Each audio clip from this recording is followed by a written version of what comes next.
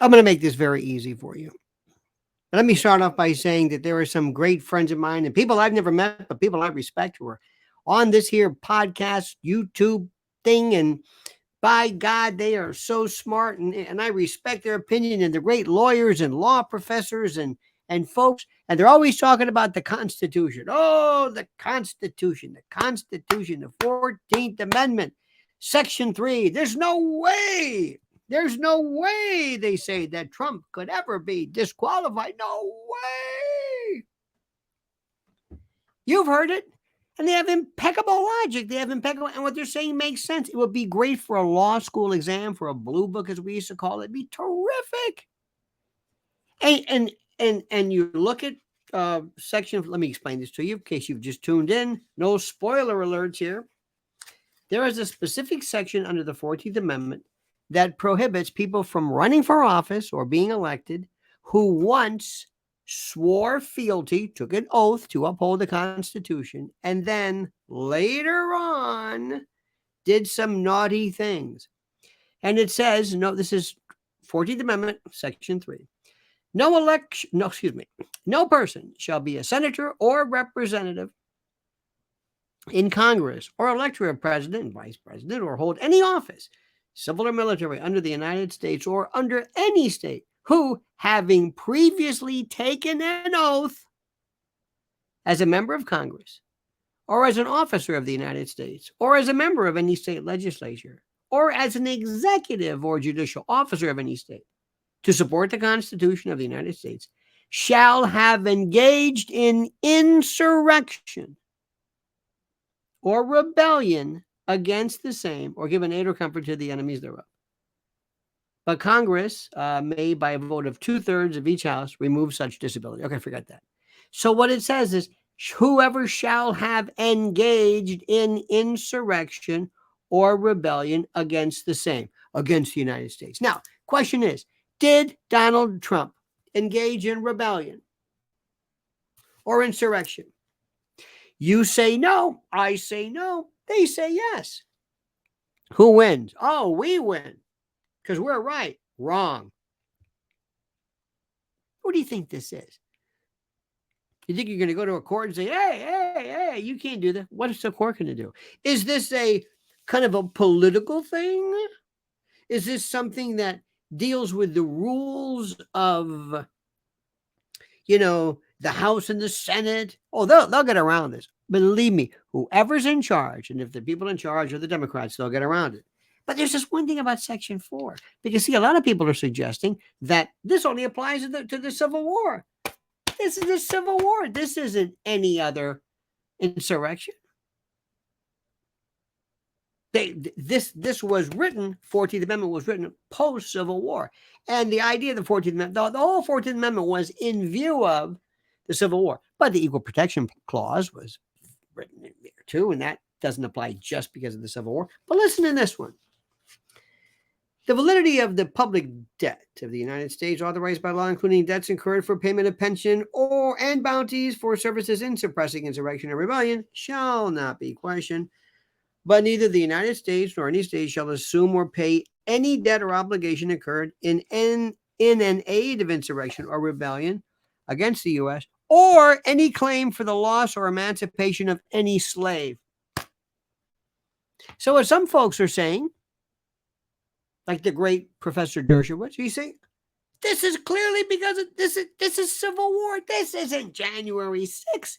This is about the Civil War. There's no slavery. What are you talking about? It's the wrong thing. It's the wrong section. The wrong, not statute, but the wrong constitutional provision. None of this applies. It's ridiculous. You're wasting our time. Great. But a whole bunch of other people like Larry Tribe and a whole bunch of lawyers, conservatives from the Federalist Society and others, conservative judges who say, oh, absolutely. In fact, they say this is self-executing. You don't really need to do anything. That a Secretary of State could just on his or her own say, no, I'm not going to allow Mr. Trump on the ballot here because he can't. Wait a minute, what? Well, he was involved in insurrection. Wait a minute. He wasn't convicted of insurrection. He was in charge of insurrection. You don't have to be charged with insurrection in a criminal court or convicted. What are you talking about? What are you talking about? Doesn't make any sense. It just says who having been. Well, what's the criterion for? I don't know. Who shall have engaged in insurrection or rebellion? Engage. What does that mean? Who knows? Who knows? They make it sound like, oh, there's no way, Trump. What are you talking about? Yes, there's a way, Trump. Yes, you have more people saying he is disqualified. He cannot run. Let me ask you something. These same people, imagine if the following took place. Somewhere back in time where somebody were to say, the Secretary of State of some state looks at this and says, Barack Hussein Obama, wait a minute, that's that guy from Nigeria or Africa or wherever he's from, right? He's not an American citizen. What? Article 2 says you have to be an American citizen. You have to be a natural born citizen, 35 years old, 14 years. He's not a natural born citizen. Wait a minute. Hold it. It's right there. You don't have to go to court for that. You don't have to have an adjudication of that. He's just not. What do you mean he's not? Well, he's not. Do you think it's there? I mean, Lawrence Tribe and these other people would be going crazy because they wait a minute, hold on. No, I'm reading this. I'm reading this here. It's very clear. It's very clear. And as the Secretary of State, I am saying he is ineligible. Article 2.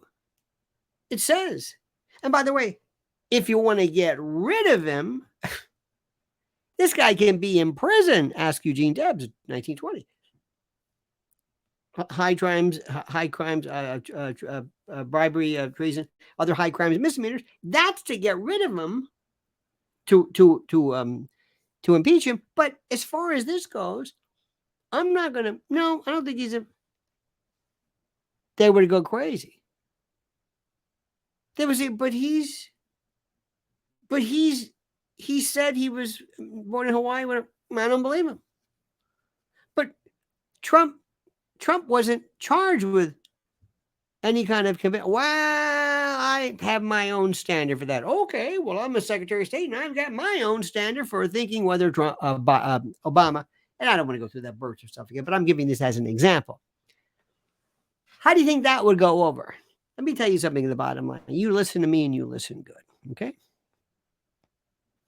There's our Constitution and there's Trump's Constitution. Trump's got his own Constitution. And the Constitution for Trump says whatever they want to do, whenever they want to do it, at any time, they will do it because that's who they are. It's different for Trump. Do you hear what I'm saying? It's different for Trump. Different set of rules. Okay? So you can enjoy the discussion. It's wonderful. Put your money on this. If the Democrats are in control and if they run everything, the DOJ and the courts and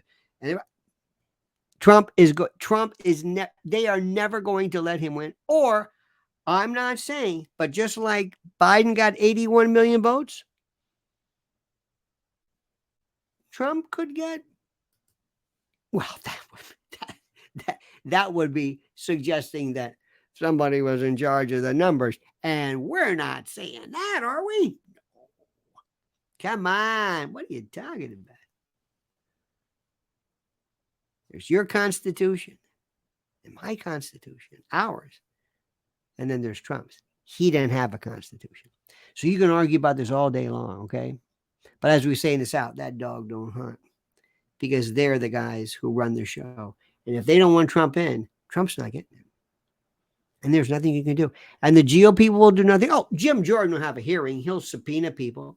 He'll scream and yell. And Ted Cruz will scream and yell. And John Kennedy will do that foghorn leghorn Andy Devine, corn pone stuff. It doesn't matter. No. We have to address this ourselves by making sure that our representatives and our electors and the people who run the show keep in mind that we're serious this time. And if Trump is the nominee, then Trump should be on the ballot. It's that simple. What do you think, dear friend? Please like the video, subscribe to the channel, hit that little bell to be notified of new streams and new videos. And whatever you do, I beg you to comment as you see fit.